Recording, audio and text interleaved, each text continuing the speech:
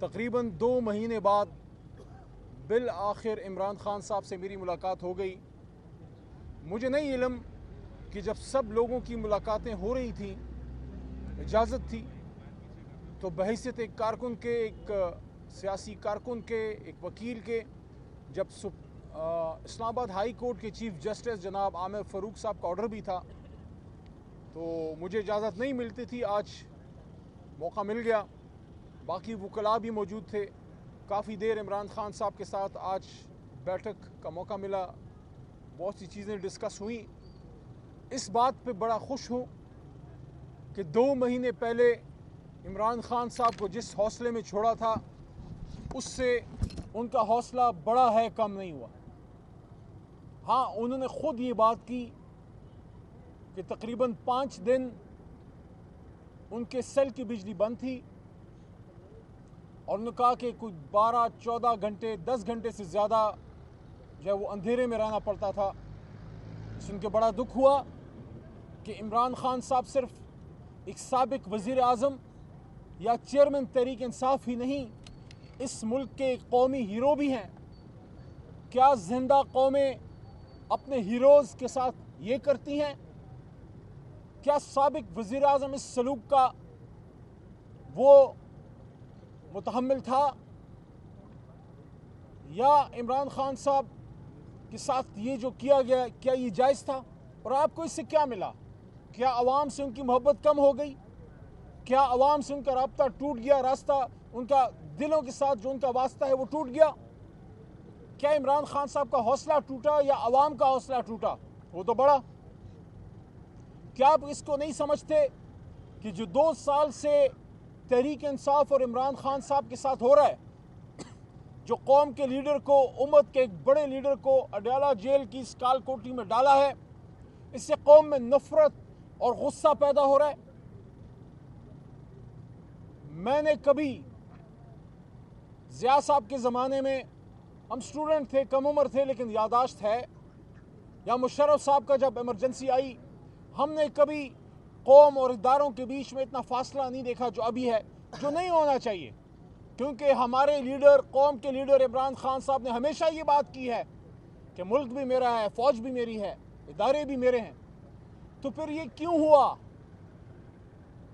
قوم کو اپنے سے دور کیوں کر رہے ہو؟ ایسا مت کرو. عمران خان صاحب کو باہر آنا چاہیے. عمران خان صاحب کا ایک سٹیٹمنٹ ہوگا اور پھر پوری قوم اور ادارے اور سب لوگ آپس میں دوبارہ باہمی شیر و شکر ہوں گے. لیکن یہ کام اس 25 کروڑ میں ایک آدمی کر سکتا ہے، اور اس کا نام عمران خان ہے.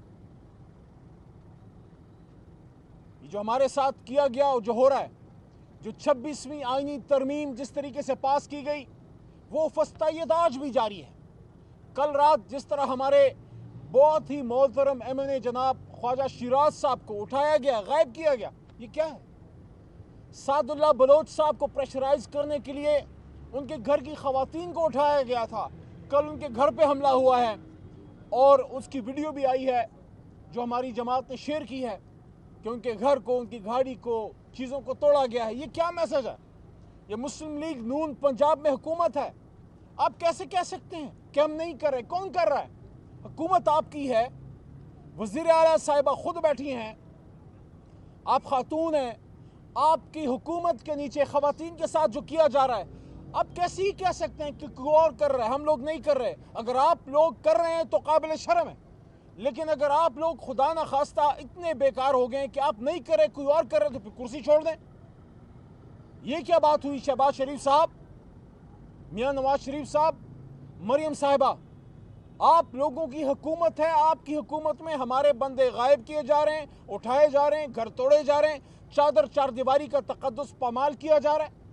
عمران خان صاحب کے وکیل انتظار پنجوتا کے ساتھ جو کیا گیا، میں نے بھی یہ کالا کوٹ، یہ واسکٹ کالی، یہ وکیل کا نشان پہنا ہوا ہے. آپ مجھے بتائیں، باقی باتیں چھوڑیں. انتظار پنجوتا کے بچوں نے، اور مجھے نعیم نے بتایا تھا جو ان کے کزن ہیں ہمارے وکیل خان صاحب کے، نعیم حیدر نے، کہ ان کی بچیاں ہیں. ان بچیوں نے جب اپنے باپ انتظار پنجوتا کو اس حالت میں دیکھا ہوگا، آپ مجھے بتائیں کیا وہ آپ سے پھر محبت کریں گے؟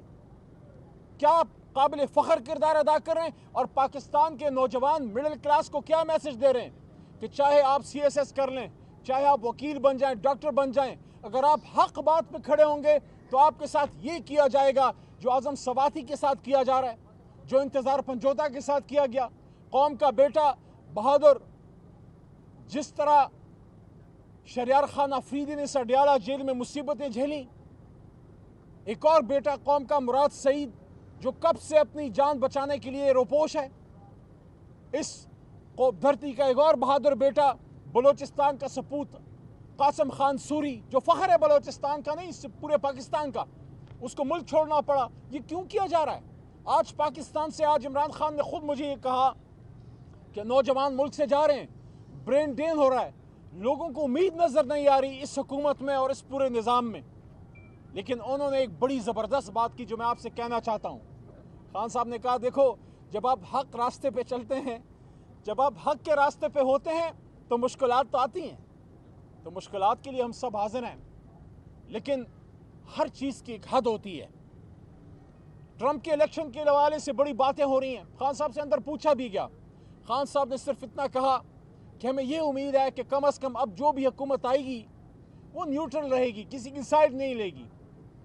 تو میں یہ کہتا ہوں کہ امید، علی محمد یہ کہتا ہے کہ امید ہمیں کسی دنیا کی طاقت یا شخص سے نہیں ہے، امید ہمیں اپنے رب سے ہے، لیکن یہ امید ضرور ہے کہ یہ ایڈمنسٹریشن جو چینج ہوئی ہے، پچھلی ایڈمنسٹریشن جو بائیڈن صاحب کی تھی اس کے نیچے رژیم چینج ہوا تھا، ہمیں امید ہے کہ اس نئی ایڈمنسٹریشن کو اپنی غلطی کا احساس ہوگا کہ ایک نیوکلیر اسلامک اسٹیٹ جس میں 25 کروڑ کی عوام ہے، اس کے محبوب لیڈر کو کسی غیر آئینی غلط طریقے سے رژیم چینج کرنا، یہ کسی بھی طرح سے نہ ان کے مفاد میں ہے، نہ باہمی تعلقات کے لیے بہتر ہے، بلکہ ہونا تو یہ چاہیے کہ پاکستان اس علاقے نہیں پورے دنیا میں ایک اہم ترین اسلامی ملک ہے، اس کو اس کی ڈیو عزت ملنی چاہیے، اور اس عزت کا تقاضا یہ ہے کہ یہ قوم جس لیڈر کو اپنا لیڈر مانے، اس لیڈر کو لیڈر کا رول دیا جائے، اس لیڈر کو اس قوم کو لیڈ کرنے دیا جائے۔ اس کا انجام یہ نہیں ہونا چاہیے کہ کسی کو روڈ پہ مار دو، کسی کو شہید کر دو، اور جو کسی بھی طریقے سے نہ مانے اس کو 460 دنوں سے جیل میں ڈال دو۔ تو یہ جس طریقے سے آئینی ترامیم کی گئی بالکل غلط تھا۔ اور اب آخری بات، یہ جو ابھی پرسوں کچھ قانون پاس کیے گئے ہیں جس میں آرمی ایکٹ بھی ہے اور جس میں سپریم کورٹ کے حوالے سے ججوں کی تعداد کا اضافہ بھی ہے۔ دیکھیں شخصیات آتی جاتی رہتی ہیں، آج عاصم منیر صاحب ہیں، کل کوئی اور ہوگا، ان سے پہلے کوئی اور تھا، عہدہ رہتا ہے، ادارہ رہتا ہے۔ ہماری کنسرن یہ ہے کہ آپ نے جو بھی قانون پاس کرنا تھا آپ نے اپوزیشن سے انگیج کیوں نہیں کیا؟ حکومت نے اپوزیشن سے رابطہ کیوں نہیں کیا؟ آپ نے اس پہ ڈیبیٹ کیوں نہیں کی؟ کیا یہ ہمارا ملک نہیں ہے؟ کیا یہ ہمارا ادارہ نہیں ہے؟ اگر کوئی بھی آپ قانون پاس کرنا چاہتے ہیں آپ ہم سے انگیج کیجئے، ہمیں کنونس کیجئے کہ یہ ملک کے لیے بہتر ہے، تو ہم ملک کے مفاد میں ہمیشہ تحریک انصاف نے سٹیپ لیا ہے، لیکن آپ نے ہم سے انگیج نہ کیا۔ آپ نے قائمہ کمیٹی برائے قانون میں یا قائمہ کمیٹی برائے ڈیفنس میں یا قومی اسمبلی کے فلور پہ اس پہ ڈیبیٹ نہیں کی۔ یہ اس کو پہلے قومی اسمبلی کو ڈیبیٹنگ کلب کہتے تھے، میں نے اس دن اس کا نام بدل دیا کہ ڈیبیٹنگ کلب کی جگہ اب اس کو پوسٹ آفس کہو، کیونکہ اب تو تقریر بھی نہیں ہوتی، اب تو لکھا لکھایا آتا ہے اس پہ ٹھپا مار دیتے ہیں۔ بلکہ میں کہتا ہوں خرچہ بچاؤ، خرچہ بچاؤ، سارے پارلیمنٹیرینز کی جگہ ایک پوسٹ آفس کا کلرک بٹھا دو تاکہ جو چیز آئے ٹھپا لگا کے آگے فارورڈ کر دے۔ اور اگر یہ پارلیمان ہے تو یہاں ڈیبیٹ ہونی چاہیے۔ آپ نے اگر کسی ادارے کے سربراہ کی مدت میں توسیع کرنی ہے، ٹائم فریم میں، یا کچھ بھی کرنا ہے اس کو ڈیبیٹ کریں، اگر اچھا ہے تو پاکستان کے مفاد میں ہم آپ کے ساتھ ہیں، لیکن آپ نے تو ڈیبیٹ ہی نہیں کیا۔ ماضی میں ایکسٹینشنز بھی ملی ہیں لیکن اصولی طور پہ تحریک انصاف ایکسٹینشنز کے حق میں نہیں ہے۔ ہم سمجھتے ہیں کہ ادارہ مضبوط ہونا چاہیے، اور جب آپ ایک طویل مدت تک آپ ایکسٹینشن دیتے رہتے ہیں تو اس سے ادارہ جو ہے اس کی سٹرنگتھ میں کمی آتی ہے۔ ہم اپنی ادارے کی مضبوطی چاہتے ہیں، ہم شخصیات کے خلاف نہیں ہیں، نہ کسی کے حق میں نہ خلاف ہیں، لیکن یہ توقع ضرور رکھتے ہیں کہ کوئی بھی قانون اگر حکومت لاتی ہے، چاہے کوئی حکومت ہو، آج ان کی ہے کل ہماری ہوگی انشاءاللہ، آپ پارلیمنٹ میں لائیے، آپ دوسرے کو کنونس کیجئے یہ ہمارا ملک ہے، یہ ہمارا ادارہ ہے، اس کو مضبوط کریں گے، جس چیز میں بہتری ہوگی اس کو کریں گے۔ اور جو سپریم کورٹ کے ساتھ آپ کر رہے ہیں، 32 جج آپ لا رہے ہیں، ہندوستان کی 1.5 ارب کے قریب آبادی ہے، ان کے 32-33 جج 25 ہوں گے، 30 ہوں گے، امریکہ جیسے ملک میں شاید 30 بھی نہیں ہوں گے، 30 کے قریب ہوں گے۔ آپ 25 کروڑ کے ملک میں اچانک 50% انکریز کیوں کر رہے ہیں؟ آپ کیوں سپریم کورٹ کی طاقت کو کم کرنا چاہتے ہیں؟ پہلی چیف جسٹس کے عہدے کے ساتھ آپ نے کھلواڑ کیا، اور خان صاحب سے پوچھا، یہ بات میں نے رکھی سامنے، تو خان صاحب نے کہا کہ ایک ہی مقصد ہے، سپریم کورٹ کی طاقت کو ڈائلیوٹ کرنا۔ دیکھیں لیڈر کی ایک بات ہوتی ہے، انہوں نے بتا دیا مقصد یہ ہے کہ سپریم کورٹ کی طاقت کو کم کریں۔ آپ 32 جج لانا چاہتے ہیں، آپ نے ڈیبیٹ کیا، آپ نے قائمہ کمیٹی برائے قانون میں اس کو لائیں، وکلاء سے بار کاؤنسل سے آپ نے ڈسکشن کی ہے، آپ اچانک جو ہے ایک چیز لے کے آگئے، اس کو آپ نے پاس کیا اور فوری آپ نے اجلاس ختم کیا۔ ہمارا نقطہ یہ ہے، جو بھی پاس کرنا تھا، جو بھی لانا تھا، پہلے قومی اسمبلی کے فلور پہ لائیں، اپوزیشن سے انگیج کریں، اس کے بعد ہم اس کو عمران خان صاحب کے پاس اڈیالہ لے کے آتے، اور اگر وہ اپروف کرتے تو ہم بھی آپ کو سپورٹ کر دیتے۔ لیکن آپ نے ایسے کیا جیسے خدا نہ خواستہ آپ کے پیچھے کوئی ڈنڈا ہے اور آپ بھاگے جا رہے ہیں۔ آپ کو کیا جلدی ہے؟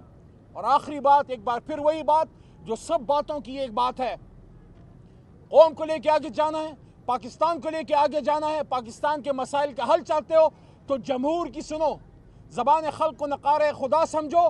زبان خلق 8 فروری کو بولی تھی اور ایک ہی آواز میں بولی تھی کہ کون بچائے۔ آپ عمران خان کو باہر لے کے آئیں، ان کو موقع دیں، انشاءاللہ جب ہمیں ہمارا مینڈیٹ واپس ملے گا، عمران خان صاحب باہر آئیں گے، واپس پاکستان کے وزیر اعظم بنیں گے۔ سفر وہیں سے شروع ہوگا جہاں سے بیرونی ایما پہ روکا گیا تھا، رجیم چینج کی گئی تھی۔ انشاءاللہ پاکستان آگے بڑھے گا، پاکستان ترقی کرے گا، لیکن اس کے لیے جب تک فسطائیت ختم نہیں ہوگی، ظلم ختم نہیں ہوگا، اور عمران خان جیسے لیڈر کو آپ اندر رکھیں گے، بھول جائیں کہ پاکستان ترقی کرے گا۔ پاکستان ترقی تب کرے گا جب آپ عوام کی سنیں گے، اور عوام کی ایک ہی رائے ہے کہ پاکستان کا مستقبل تحریک انصاف کے ساتھ ہے، عمران خان صاحب کے ساتھ۔